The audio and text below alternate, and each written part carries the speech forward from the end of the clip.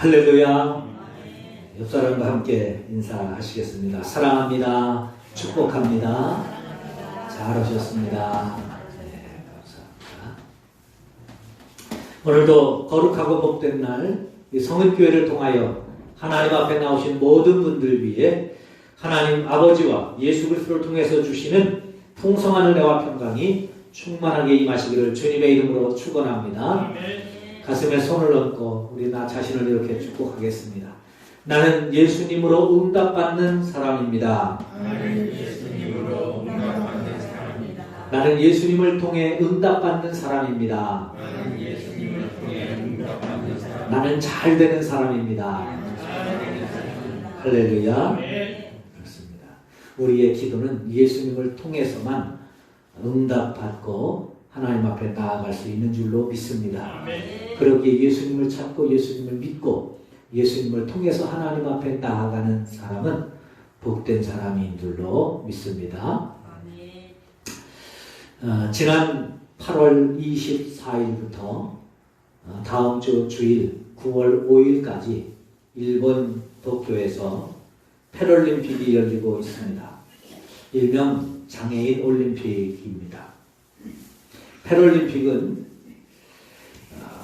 장애를 가진 사람들의 올림픽이라는 두 단어를 합성해서 패럴림픽 하기도 했고요.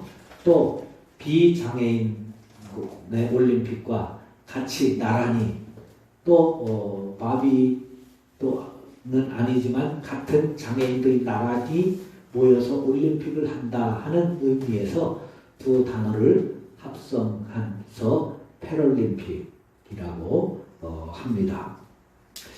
이 패럴림픽은 올림픽이 열리는 해에 올림픽이 열리는 장소에서 올림픽이 끝나고 1, 2주 뒤에 장애인들이 모여서 비장애인 올림픽과 같이 똑같은 올림픽을 진행합니다.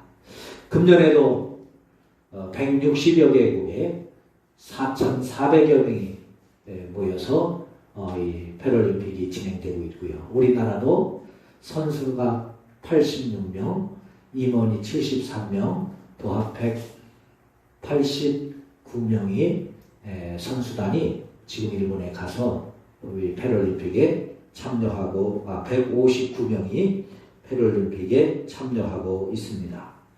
일반 올림픽도 우리가 관심을 가져야 되겠지만 특별히 장애인들이 애써서 힘써 수고하는 그 일에 우리들이 더 관심과 사랑을 가지고 기도하고 또 마음의 응원도 많이 보내실 수 있기를 바랍니다. 할렐루야. 우리 사회가 이 장애인들을 위한 배려가 너무 적습니다. 심지어 이 장애인들은 올림픽에 나가는 선수들도요, 어떤 사람은 단복조차 국가에서 지원도 안 해줍니다. 그리고 평소에는 자기 직업을 갖고 일을 해서 먹고 살아야 됩니다. 국가에서 아무런 지원도 안 해줘요. 저는 이런데 참 안타까움이 있어요. 아니 전국민 재난지원금 지원하는 거에서 아니 부자들에게 25만 원 주는 게 뭐가 그렇게 적이라고 그걸 굳고 줘야 된다고 우겨서 주는지 모르겠어요. 그 돈 아껴서 부자들은 여러분 25만 원 안 줘도요 충분합니다. 그 사람들 욕하지 않아요. 자기들 생색내는 거에 지분 안 들어간다고. 차라리 그 돈 아껴서 장애인들이나 이런 사람들에게 지원했으면 좋겠어요. 그런데 그들을 위해서는 돈을 안 씁니다. 왜 안 쓰는지 아세요? 표가 없다고. 이런 사람들에게 표를 줘야 되는지조차 참 안타까운 현실입니다.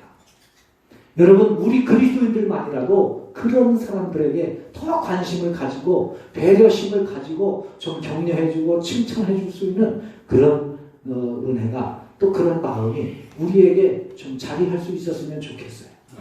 그들에게 힘이 얼마나 될지는 모르지만 저는 그게 더 안타까워요. 그래서 올림픽 때는 제가 텔레비전 스포츠 좋아해서 웬만하면 다 보는데 올림픽 때 그렇게 잘 안 봅니다. 그럼 패럴림픽 할 때는 제가 인터넷을 찾아서라도 자꾸 보려고 해요. 왜? 그래서 나한 사람이라도 보면 시청률이라도 좀 올라가면 방송이라도 좀 해줄까 싶어서.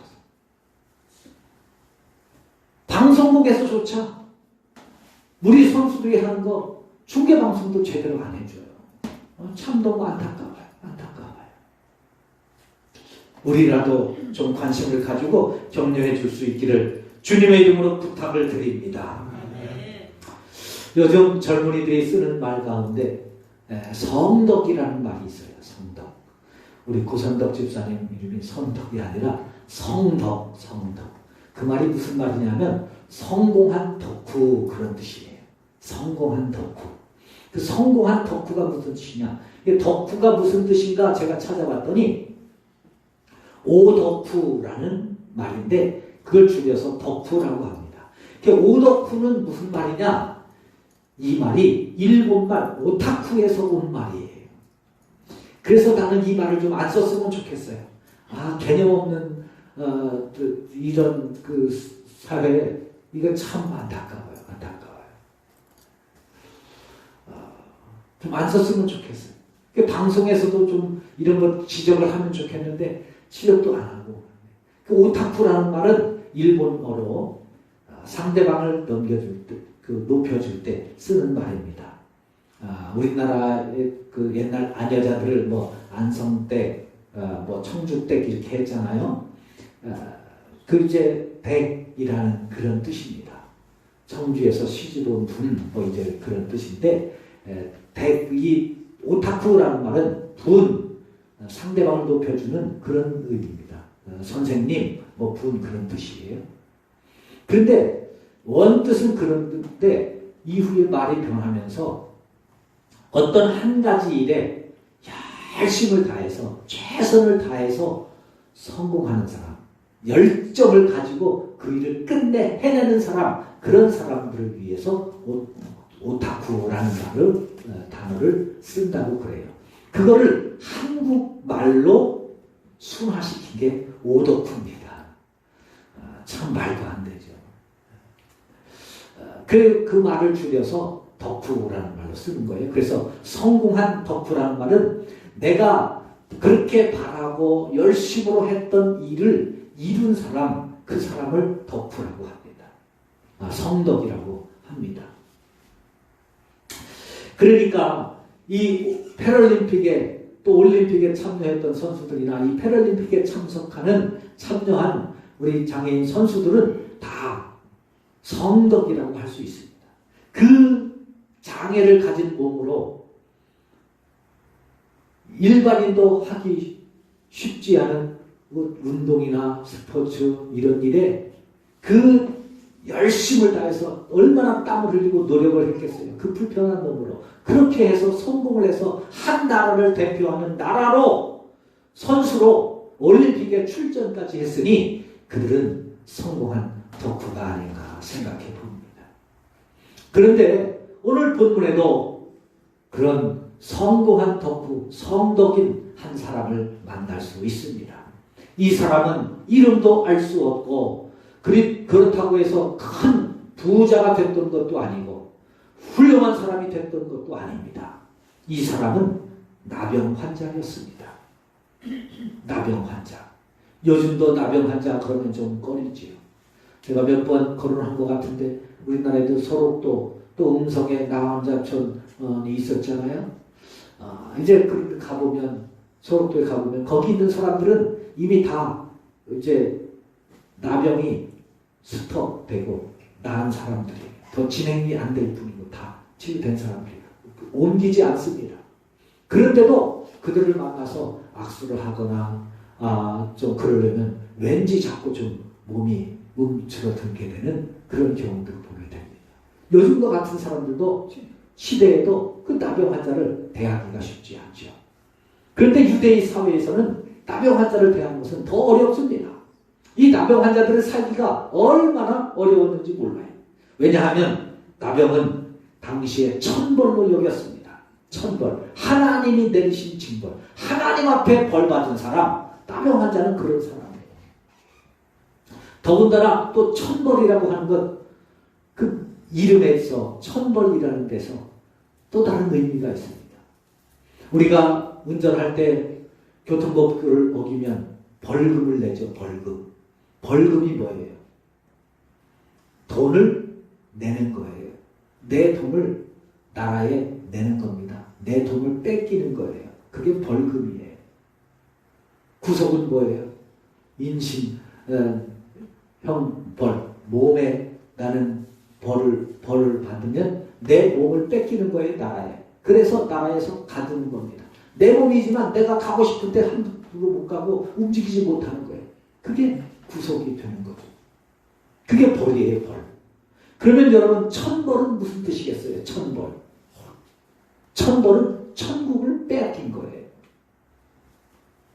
천국을 빼앗긴 거예요. 나병이 그런 뜻입니다. 하나님 앞에 벌을 받을 뿐만 아니라 하나님 앞에 너는 천국을 뺏긴 사람. 그러니 나병 환자는 무슨 희망이 있겠어요? 그 당시에는 나병을 고칠 수 있는 통로가 없었습니다. 그러니 그냥 나병으로 살다가 하나님 앞에 벌 받아서 평생 살다가 이렇게 고통스럽게 살다가 죽으면, 그래도 죽은 다음에 영혼은 천국 가면 그나마 위로가 될 텐데 천국마저 뺏긴 거예요. 지옥에 가서 영원히 살아야 되는 이 어마어마한 질병, 저주, 심판이 나병입니다. 지금 그런 나병을 가지고 살아가는 겁니다. 그래서 유대인들이 이 당시에 하던 말 가운데 오직 하나님만이, 천지를 창조하신 하나님만이, 다른 사람, 다른 신은 절대 못하고 하나님만이 우리 인간에게 해주실 수 있는 유일한 두 가지 일이 있다. 그 첫째는 나병 환자를 고치는 일이고 두 번째는 죽은 사람을 살리는 일이다. 그렇게 말할 정도로 나병은 하나님만 고칠 수 있는 거예요. 하나님 아니고는 고칠 수 없는, 회복될 수 없는, 회복 불가능한 병입니다. 그 나병이 한번 발병되면 아주 치명적이고 평생 고질 병으로 살다가 죽고 천국도 잃어버린 그런 저주받은 사람으로 살아가는 거죠. 이런 나병 환자에게 한 가지 소식이 들립니다. 예수님이 오셨다는 거예요. 예수님이 오신다는 겁니다. 예수님이 다른 병자들을 고쳐주신다는 겁니다. 여러분, 근데 생각해 보세요. 다른 병은 고칠 수 있어요. 다른 병은 고칠 수 있어요. 근데 나병은 하나님 아니면 못 고친다니까요. 하나님 아니면 못 고칩니다. 다른 병자들은 고칠 수 있어요. 메시아가 와서, 누가 와서, 선지자가 와서, 능력 있는 사람이 와서 다른 병은 고칠 수 있어요. 그런데 나병은 고칠 수 없는 거예요. 그런데 이 나병 환자가 예수님에 대한 소식을 듣고 기를 쓰고 나가서 예수님을 만납니다. 그리고 자기의 도저히 해결할 수 없는 나병의 문제를 해결합니다. 고침받습니다. 사랑하는 성도 여러분, 그래서 이 나병 환자는 성덕이라고 할 수 있습니다. 그렇다면 오늘 이 말씀을 읽으면서 여러분들의 인생에, 여러분들의 삶을 힘들게 하고 고통스럽게 하던 이 나병과 같은 나의 삶의 문제들, 어려움들, 괴로움들, 아픔들, 근심들, 염려들, 내가 도저히 해결할 수 없고 어떻게 길도 없고 그냥 이렇게 살아야 되나 여겨지던 그런 일들이 혹시 있지 않습니까? 이 나병 환자처럼 이 시간 우리도 예수님 앞에 나가 그 예수님을 만남으로 그 예수님이 우리의 삶의 문제, 그 평생 짓눌러 왔고 힘들게 오랫동안 수십 년 동안 겪어왔던 그 아픔의 일들을, 근심의 일들이, 염려의 일들을 우리 하나님을 만나서 우리도 해결받고 우리도 그 문제를 응답받고 하나님 앞에 성공한 신앙인으로, 복받은 신앙인으로, 응답받은 신앙인으로 하나님 앞에 살아가는 은혜가 있기를 주님의 이름으로 축원합니다. 먼저 믿음은 하나님 앞에서는 결단이 있어야 한다는 겁니다. 한번 따라해 보실까요? 하나님 앞에 서는 결단이 있어야 합니다. 하나님 앞에 서는 결단이 있어야 합니다. 제가 이 결단, 결심 단어를 놓고 고민했는데요. 그냥 결단이라고 했어요. 왜냐하면 결심이 아니라 이거는 결단. 이건 아예 내가 마음을 탁 먹고 나가야 돼요. 그리고 나병 환자가 예수님에 대한 소식을 들었습니다. 예수님을 만나고 싶어요. 그런데 예수님을 만날 수가 없는 상황입니다. 왜냐하면 이 당시에 나병은요, 나병으로 징조가 보이면 그때부터 격리를 당하는 거예요. 사회로부터 격리를 당해야 돼요. 레위기 13장 4절부터 5절입니다. 피부에 색점이 희나 우묵하지 아니하고 그 털이 희지 아니하면 제사장은 그 환자를 이래 동안 가두어 둘 것이며 격리시켜야 된다는 거예요. 이래 만에 7일 만에 제사장이 그를 진찰할지니 그가 보기에 그 환부가 변하지 아니하고 병색이 피부에 퍼지지 아니하였으면 제사장은 그를 또 7일 동안 가두어 둘 것이고 가두어 둬야 된다는 거예요. 나병은요, 조짐이 일어날 때부터 격리를 당해야 되는 거예요. 이거는 우리는 가족이니까 괜찮아요? 아니에요. 이건 하나님이 율법으로 정해주신 거예요. 그 나병은 내가 되는 질병이다. 그렇기 때문에 그 사람은 누구와도 같이 살 수 없다. 부모와도, 부부와도, 자식과도 살 수 없다. 격리당해야 된다는 거예요. 철저히 격리당해야 되는 거예요. 그런데 이런 사람이 격리를 당했다가 볼 일이 있어서 어디든 갈 수 있어야 되잖아요. 그 갈 때 사람이 없는 곳을 다녀야 됩니다. 만약에 사람이 오면, 저쪽에서 사람이 오면 흙을 막 뿌리면서 나는 부정한 사람입니다. 나는 부정한 사람입니다. 라고 자기가 문둥병 환자, 나병 환자라는 것을 사람에게 알려야 돼요. 왜냐하면 이 당시엔 문둥병, 나병 환자가 만졌든지 앉았든지 스쳤든지 하는 건 다 부정한 거예요.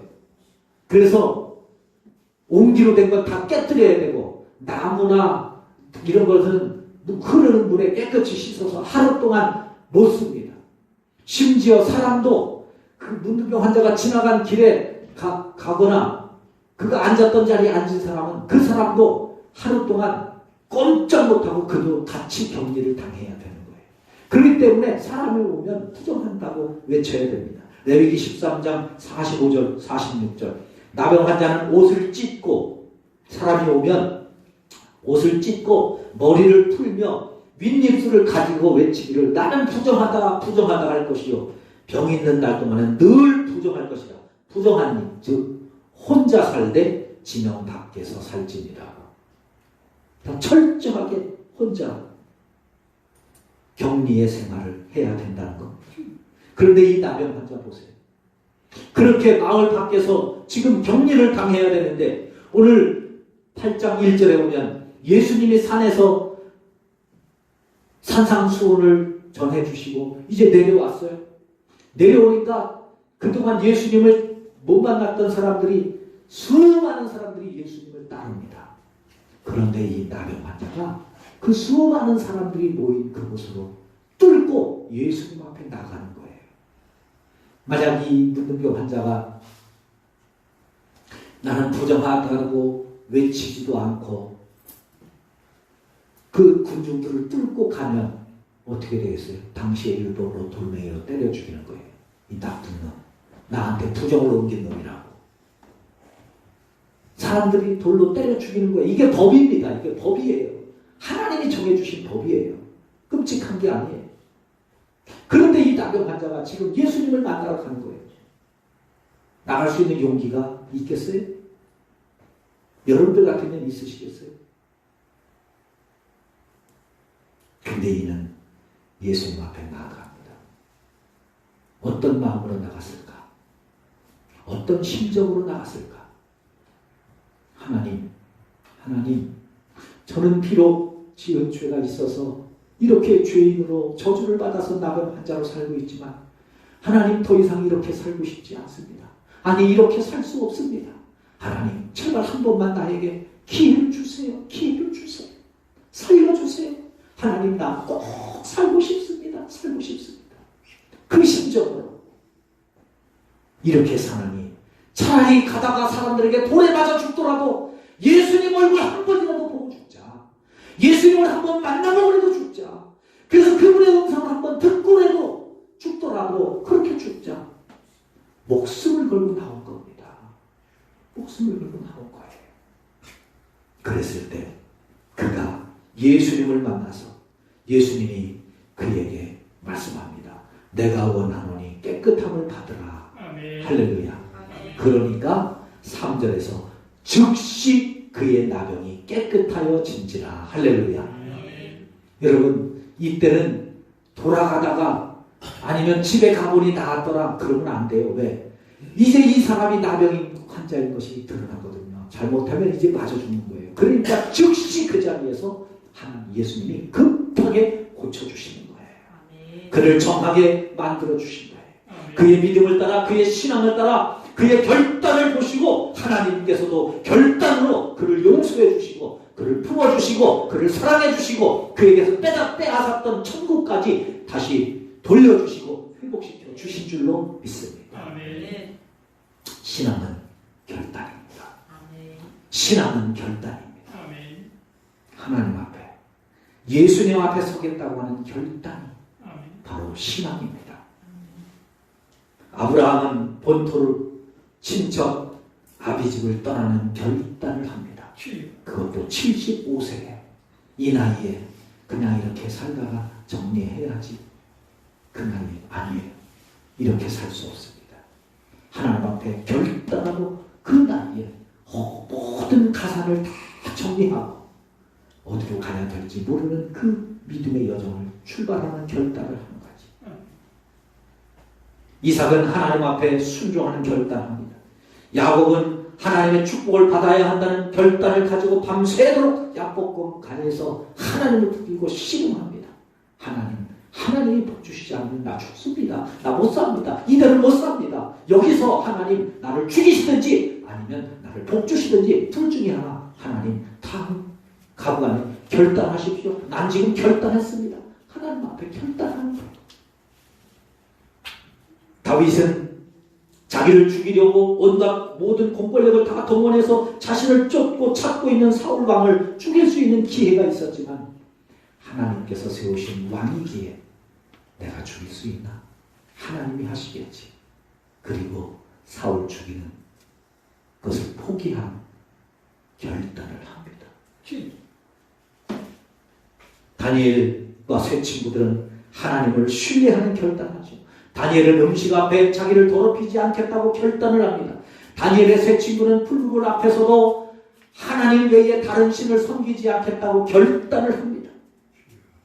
베드로는 예수님의 부름 앞에 배와 그물을 버려두고 예수님을 따르는 결단을 합니다. 아멘. 사랑하는 성도 여러분, 내 삶이 힘들고 어렵고 아파서 고통스러워서 하나님 앞에 기도하기를 하는데 혹 나의 결단이 없어서 아직도 그 문제 때문에 힘들어하고 있지는 않으십니까? 오늘 이 시간에 이 나병 환자처럼 우리도 주님 앞에 말씀 앞에 결단할 수 있는 은혜가 있기를 바랍니다. 아멘. 하나님 앞에 나오는 결단, 하나님 앞에 서는 결단, 하나님을 구하는 믿음, 하나님을 찾는 믿음, 하나님을 향하여 문을 두드리는 믿음. 코로나19가 문제입니까? 정책이 문제입니까? 우리의 믿음이 문제이지요.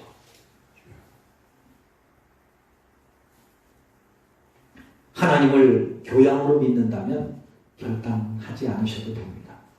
그냥 교회 나가면 마음이 편하니까 교회 나와서 예배 드리고 설교 들으면 목사님이 뭐 그냥 좋은 얘기 하시니까 그래, 참 좋다.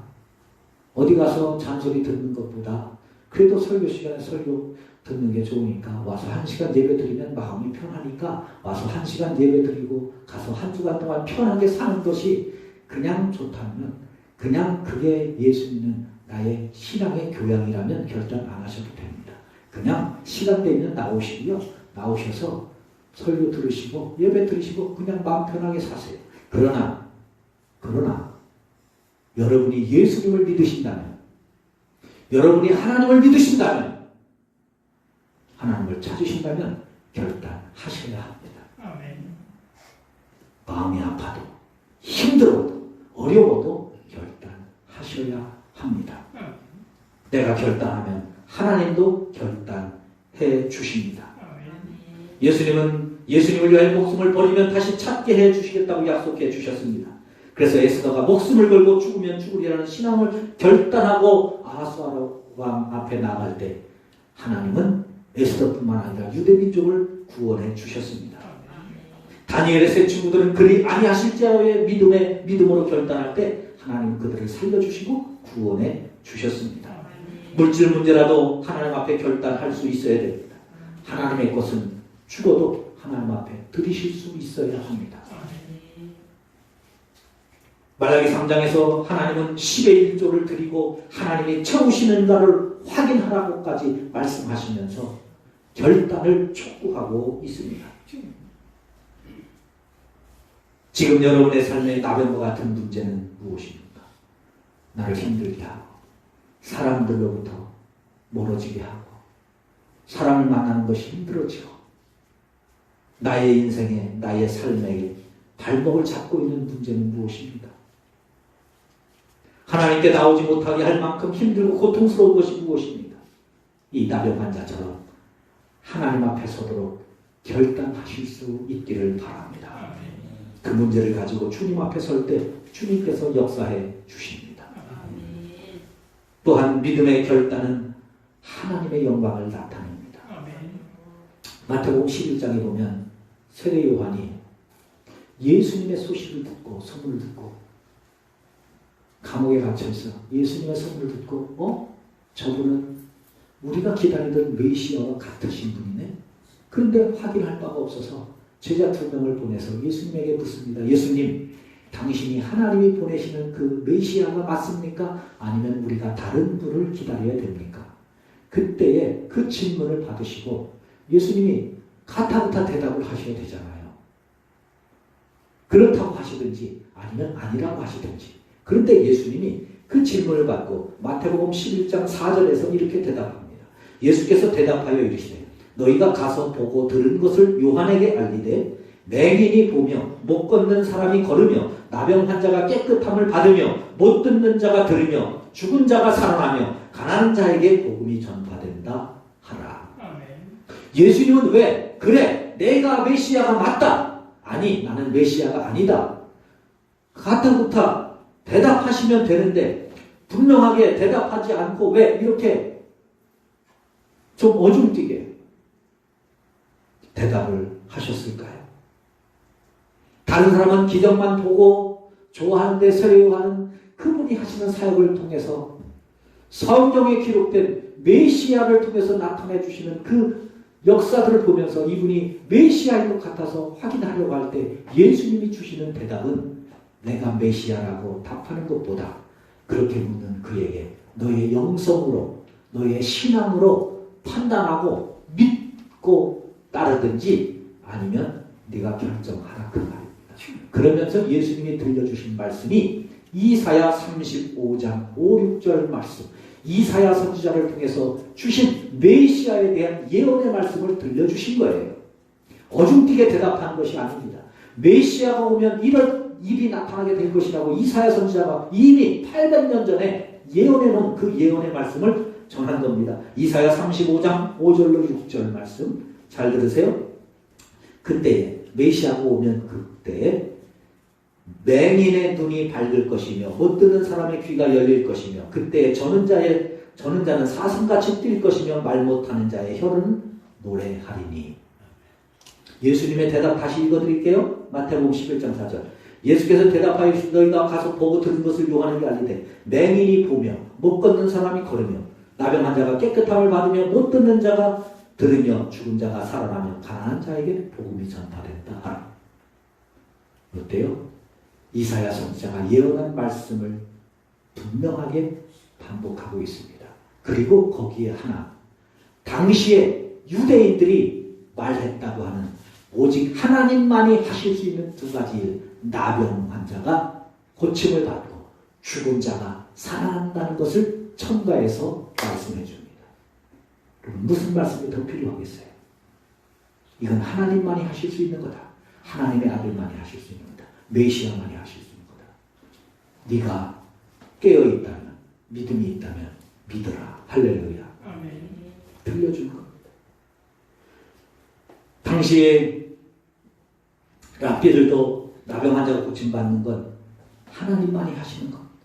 이 나병 환자는 지금 자기가 필요해서 하나님 앞에 나왔어요. 내 병이 고침와서 내가 사는 게 답답해서 하나님 앞에 나왔어요. 그리고 그것을 문제를 해결받았어요. 그런데 그 문제가 지금 예수님이 메시아라는 사실을 증명해주고 있는 거예요. 증거해주고 있는 거예요. 여러분, 우리가 나는 답답하고 힘들어서, 나는 사는 게 고통스러워서 괴로워서 아파서 이 문제를 내가 해결하지 않고 하나님 앞에 내어놓고 기도하기를 결단하고 예배드리기를 결단하고 예물 드리기를 결단하고 하나님을 만나기를 결단하는 그 결단이 하나님의 영광을 드러낸다는 사실을 기억하실 수 있기를 바랍니다. 세상 사람들은 하나님이 어떤 일을 하시는가를 보는 것이 아니라 믿음의 사람들이 어떤 결단을 가지고 예수님을 믿고 있는가, 어떻게 하나님을 섬기는가를 보면서 여러분 하나님을 경험하는 거 아세요? 우리는 하나님을 만나서 대면해서 하나님 앞에 기도하고 하나님을 만나고 은혜를 받지만 세상 사람들은 내가 믿음으로 결단하고 살아가는 그 모습을 보고 하나님을 만난다니까요. 한국 교회가 왜 세상으로부터 지탄을 받고 있습니까? 이런 결단을 우리가 하지 못했기 때문입니다.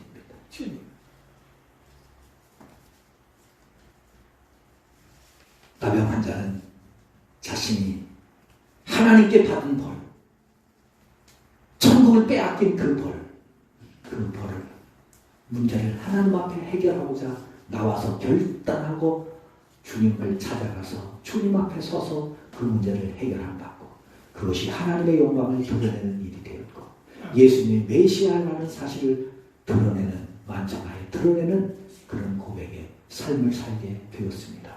사랑하는 여러분, 이제 우리의 믿음이 필요합니다. 우리의 신앙이 필요합니다. 우리의 결단이 필요합니다. 오늘 이 시대에 예수 그리스도 그분이 메시아이심을 저와 여러분들의 믿음을 통해서 드러낼 수 있기를 주님의 이름으로 부탁을 드립니다. 우리의 결단이 하나님의 영광을 나타낸다는 사실을 기억하면서 오늘 이 시대에 하나님을 바라보며 나아가는 우리 모든 성도들 되시기를 주님의 이름으로 축원합니다.